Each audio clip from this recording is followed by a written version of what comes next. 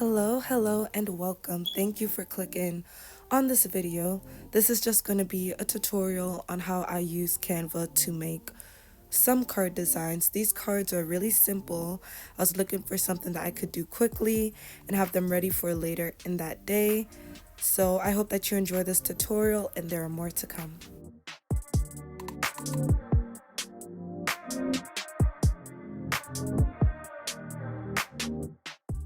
As I already mentioned, I'm using Canva to make my card designs, so I'm just opening that right now. And if you're not already familiar with Canva, it's an online graphic design platform. It offers a lot of free options, and there are a few that you have to pay for, but I'm only using what is free.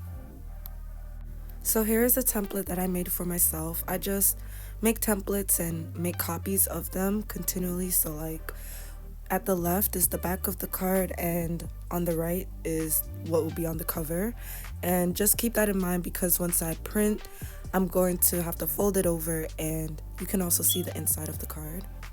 And now I'm just opening my inspiration doc. I always keep inspiration. I love to look for inspiration that I can use. And so I'm going to go off of that balloon inspiration picture and yeah, basically I'm just going to be adding elements, playing around with text, and I'm kind of just going to speed up this next part so that you can kind of see it, but of course this part is up to you how you want your card to look.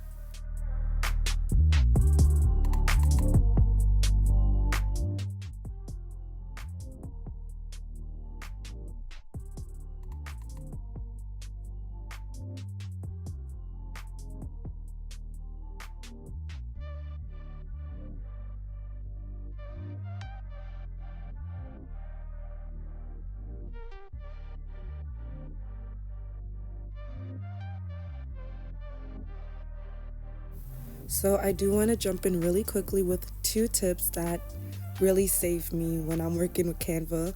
The first is that you can use hex codes. You can copy and paste it. So if you're having trouble finding a specific color with the color picker, I recommend you do that. The second tip that I have has to do with gradients. You can add gradients by using elements and searching for them. And I usually use this when my background is kind of plain and I just want it to have something to add some kind of design element. However, I do want to note that since I am going to be downloading this to print it, I need to be very careful of how I position the gradient so that I don't see a line at the end of it when I do save the PDF. And basically you're going to see that I take this gradient and after I kind of get the colors and the shades that I want, I'm going to make sure that it fills up the entirety of the cover for my card because otherwise I'm going to see a line where that box ends and it just won't look as clean as it can. And I actually have one more really quick tip, and it might be obvious to some, but I really recommend that you make duplicates of your pages, especially when you're experimenting and trying to figure out what you like. So here I make duplicates of that page that has my gradient, and I can continue testing what balloon and what design I really want the card to have.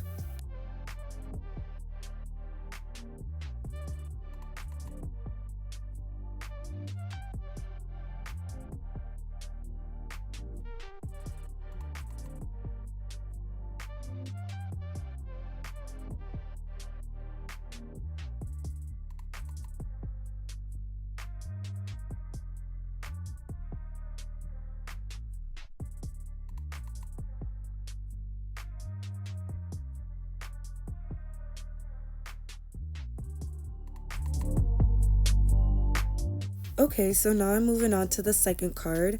This one is actually a belated birthday card, and I looked for some inspiration on Google online. I didn't really like much of what I saw, but I did try to take inspiration from this picture here that I found on Pinterest. So I'm just searching up dress elements, and once again, I wasn't really feeling anything If it were up to me, I probably would have drawn something, but once again, I only had a little bit of time to get this card ready. So I eventually went along with the idea of a fairy tale, specifically Cinderella. I thought of the carriage turning into a pumpkin when it was too late, so I was like, okay, I can work with that. I got this carriage from Google and I just added it to my design. I made sure that it had no background. Also, it was a transparent background image. And once again, I did my best to make the design my own.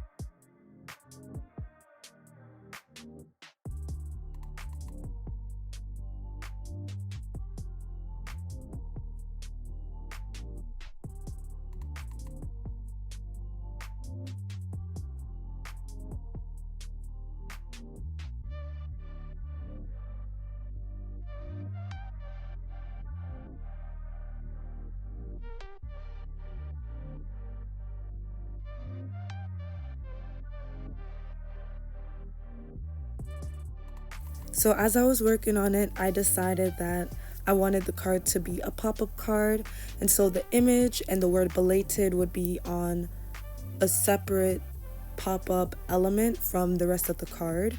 So once again, I duplicated the page and I was able to size what would pop up and give it a frame and everything that I could use once I printed it.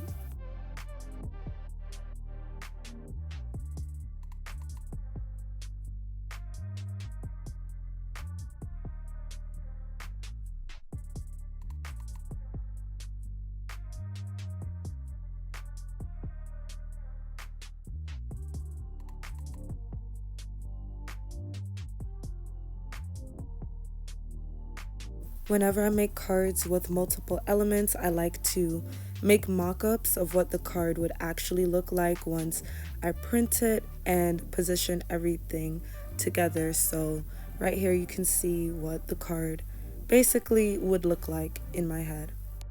The next step for me once I finished designing both of the covers was to write the messages and basically just play around again with the text, make sure that it looks the way that I want it to look.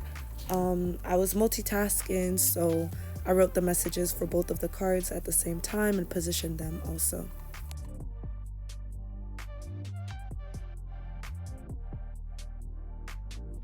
Finally, it's time for me to print. So I just looked through the pages one more time because I'm not going to save all of the pages. For example, the mock-up page, I don't need to save that. And if I did, because of that bow that was not free, I would have to pay. So I just select the pages that I actually need to print and download them to my computer as a PDF so that I'm able to print them on standard size paper and have all of the elements the same size.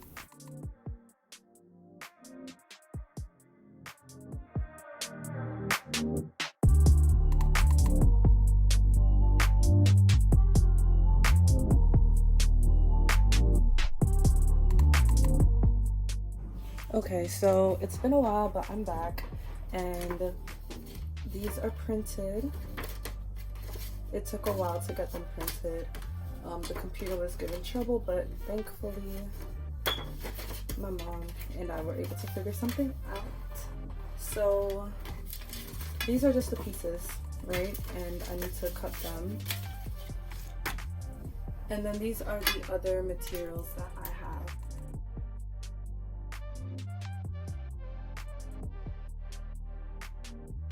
And this one is a new one. I wanted to do a whole unboxing video with it, but I did not have the time. So I guess this is gonna be it because I need to use it now. But apart from that, I also need, well, I guess I need scissors. This is double-sided tape. It's not necessary for this project.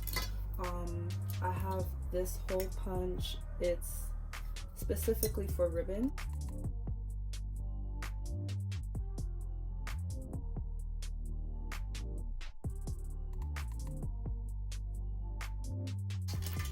Optional are stickers, and I have ribbon.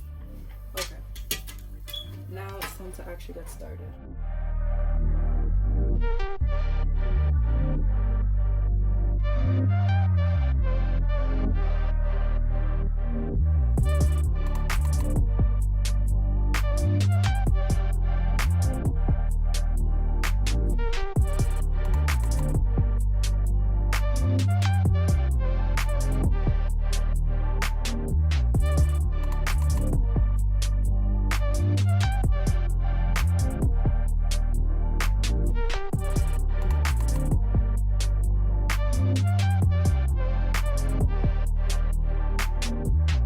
The way that I make my templates when I'm making the cards is so that I can see the borders clearly, so I don't really need to like spend a whole bunch of time trying to measure again.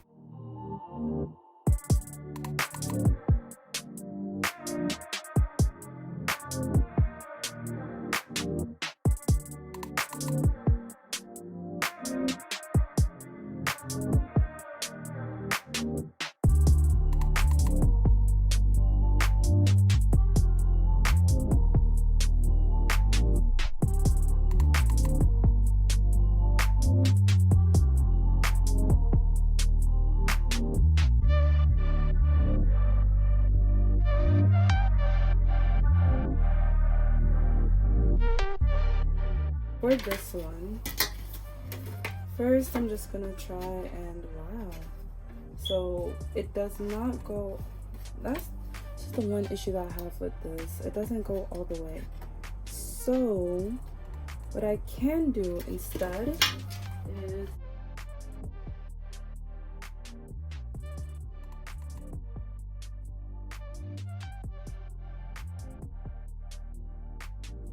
so here I'm just using the Exacto knife to make two cuts that are parallel to one another and thread the ribbon through. Usually when I do have ribbon and bows in my cards, I like to have a separate layer so that you wouldn't be able to see the back of the ribbon. However, once again, this was a really quick project and it looks okay for what it's for.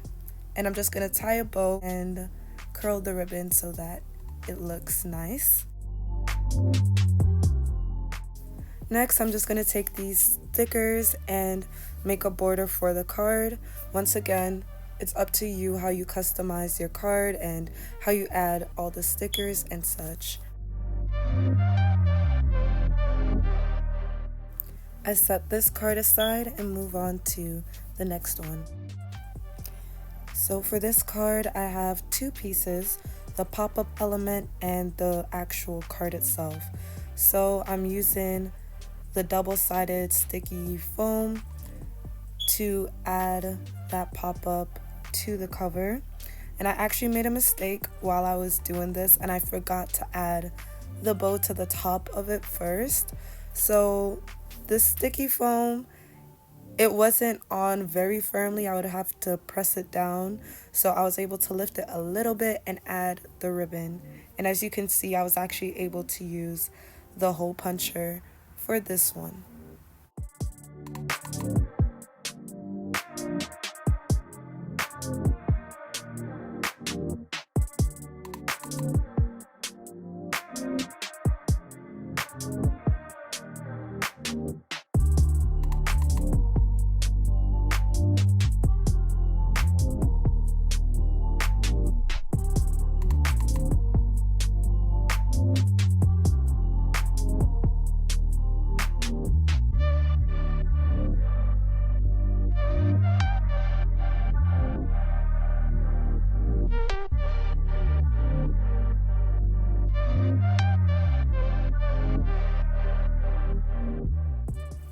In the end, this is what the two cards ended up looking like.